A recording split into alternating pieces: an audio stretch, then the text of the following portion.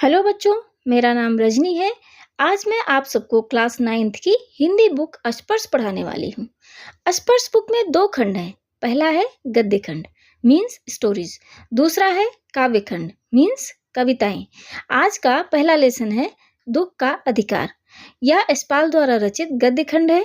तो बच्चों चलो देखते हैं कि लेखक हमें इस पाठ के माध्यम से क्या बताना चाहता है। हमारे समाज में आज भी आर्थिक रूप से संपन्न व्यक्ति को महत्व दिया जाता है और गरीब लोगों की अवहेलना की जाती है। हमें उनके दुख दर्द और तकलीफों से कोई सरोकार नहीं होता है। यशपाल द्वारा रचित यह कहानी ऐसी ही समाज की मानसिकता को उजागर करती है। आइए इस कहानी को देखें, इसके मूल भाव को समझने का प्रयास करें। लेसन है दुख का अधिकार। मनुष्य की पोशाकें उन्हें विभिन्न श्रेणियों में बांट देती हैं। प्रायः पोशाक ही समाज में मनुष्य का अधिकार और उसका दर्जा निश्चित करती है। वह हमारे लिए अनेक बंद दरवाजे खोल देती है, परंतु कभी ऐसी भी परिस्थिति आ जाती है कि हम जरा नीचे झुककर समाज की निचली श्रेणियों की अनुभूति को समझना चाहते हैं। उस समय यह पोशाक ही बंधन और अड़चन बन जाती है। जैसे वायु की लहरें कटी हुई पतंग को सहसा भूमि पर नहीं गिर जाने देती, उसी तरह खास परिस्थितियों में हमारी पोशाक हमें झुक सकने से रोके रहती है। बाजार में फुटपाथ पर कुछ खरबूजे डलिया में और कुछ जमीन पर बिक्री के लिए रखे जान पड़ते थे। खरबूजों के समीप एक अधेड़ उम्र की औरत बैठी रो रही थी। खरबूजे बिक्री के लिए थे, परंतु उन्हें खरीदने के लिए कोई कैसे आगे बढ़ता। खरबूजों को बेचने वाली तो कपड़े से मुंह छिपाए सिर को घुटनों पर रखे फपक फपक कर रो रही थी। पड़ोस की दुकानों के तख्तों पर बैठे या बाजार में खड़े लोग घृणा से उसी स्त्री के संबंध में बात कर रहे थे। उस स्त्री का रोना देखकर मन में एक व्यथा सी उठी, पर उसके रोने का कारण जानने का उपाय क्या था। फुटपाथ पर उसके समीप बैठ सकने में मेरी पोशाक ही व्यवधान बन खड़ी हो गई। एक आदमी ने घृणा से एक तरफ थूकते हुए कहा, क्या जमाना है, जवान लड़के को मरे पूरा दिन भी नहीं बीता, यह बेहया दुकान लगा के बैठी है।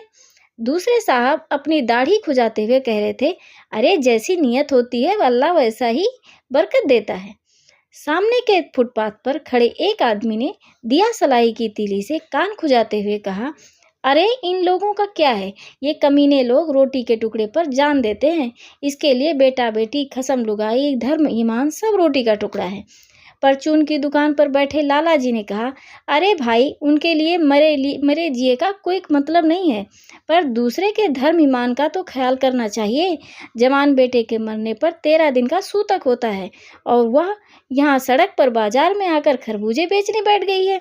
1000 आदमी आते जाते हैं, कोई क्या जानता है कि इसके घर में सूतक है। कोई इसके खरबूजे खा ले तो उसका ईमान धर्म कैसे रहेगा, क्या अंधेर है।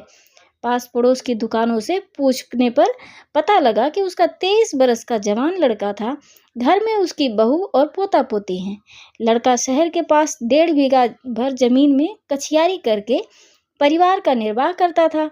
खरबूजों की डलिया बाजार में पहुंचाकर कभी लड़का स्वयं सौदे के पास बैठ जाता, कभी माँ बैठ जाती। लड़का परसों सुबह मुंह अंधेरे बेलों में से पके खरबूजे चुन रहा था। गीली मेड़ की तरावट में विश्राम करते हुए एक सांप पर लड़के का पैर पड़ गया। सांप ने लड़के को डस लिया। लड़के की बुढ़िया माँ बावली होकर ओझा को बुला लाई। झाड़ना फूकना हुआ, नागदेव की पूजा हुई। पूजा के लिए दान दक्षिणा चाहिए। घर में जो कुछ भी आटा और अनाज था दान दक्षिणा में उठ गया। माँ बहू और बच्चे भगवाना से लिपट लिपट कर रोए, पर भगवाना जो एक दफे चुप हुआ तो फिर ना बोला। सर्प के विष से उसका सब बदन काला पड़ गया था। जिंदा आदमी नंगा भी रह सकता है, परंतु मुर्दे को नंगा कैसे विदा किया जाए। उसके लिए तो बजाज की दुकान से नया कपड़ा लाना ही होगा, चाहे उसके लिए माँ के हाथों के छन्नी ककना ही क्यों न बिक जाए। भगवाना परलोक चला गया।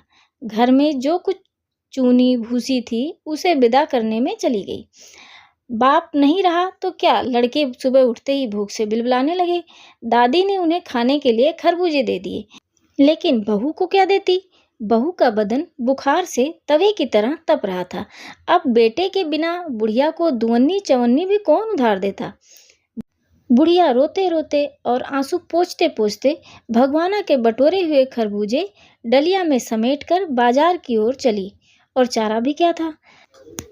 बुढ़िया खरबूजे बेचने का साहस करके आई थी, परंतु सिर पर चादर लपेटे, सिर को घुटने पर टिकाए हुए फपक फपक कर रो रही थी। कल जिसका बेटा चल बसा, आज वह बाजार में सौदा बेचने चली है। हाय रे पत्थर दिल! उस पुत्र वियोगिनी के दुख का अंदाजा लगाने के लिए पिछले साल अपने पड़ोस में पुत्र की मृत्यु से दुखी माता की बात सोचने लगा। वह संभ्रांत महिला पुत्र की मृत्यु के बाद 2.5 मास तक पलंग से ना उठ सकी। बच्चों, 2.5 मास मतलब 2 महीने 15 दिन।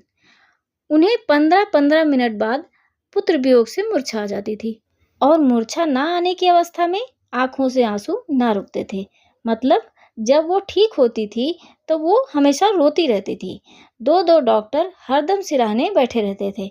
हरदम सिर पर बर्फ रखी जाती थी। शहर भर के लोगों के मन उस पुत्र शोक से द्रवित हो उठे थे। जब मन को सूझ का रास्ता नहीं मिलता तो बेचैनी से कदम तेज हो जाते हैं। उसी हालत में नाक ऊपर उठाए राह चलतों से ठोकरे खाता मैं चला जा रहा था। सोच रहा था, शोक करने गम मनाने के लिए भी सहूलियत चाहिए और दुखी होने का भी एक अधिकार होता है। बच्चों, अब हम जानेंगे पाठ का सार। इस पाठ का सार क्या है? लेखक ने उसके दुख की तुलना अपने पड़ोस के एक अमीर महिला के दुख से करने लगता है, जिसके दुख से शहर भर के लोगों के मन में उस पुत्र शोक से द्रवित हो उठे थे। लेकिन सोचता जा रहा था कि शोक करने गम मनाने के लिए भी सहूलियत चाहिए और दुखी होने का एक अधिकार होना चाहिए। यहाँ लेखक हमें यह बताने का प्रयास कर रहा है कि दुख होने पर जितनी सहानुभूति एक अमीर को मिलती है, उतनी ही सहानुभूति एक गरीब को भी मिलनी चाहिए। ना कि पैसे और पोशाक देखकर हमें अलग अलग जगह पर अलग अलग सहानुभूति देनी चाहिए। तो बच्चों, ये था आज का पाठ। मैं आशा करती हूँ कि आज का पाठ आप सबको समझ में आया होगा। जो चीज़ समझ में नहीं आई है उसे आप मुझसे कमेंट बॉक्स में पूछ सकते हैं। इस चैप्टर का क्वेश्चन आंसर मैं अगले वीडियो में डाल दूँगी, आप लोग देख लेना। मेरे चैनल को सब्सक्राइब कर लें ताकि मेरे वीडियोज़ आपको रेगुलर मिलते रहें और आप सीखते रहें। तो बच्चों, आज के लिए बस इतना ही। स्वस्थ रहिए, मस्त रहिए और पढ़ाई मन से करनी चाहिए। मेहनत करने में कभी कमी नहीं रखनी चाहिए। मैं मिलती हूँ आपको अगले वीडियो में। तब तक के लिए धन्यवाद।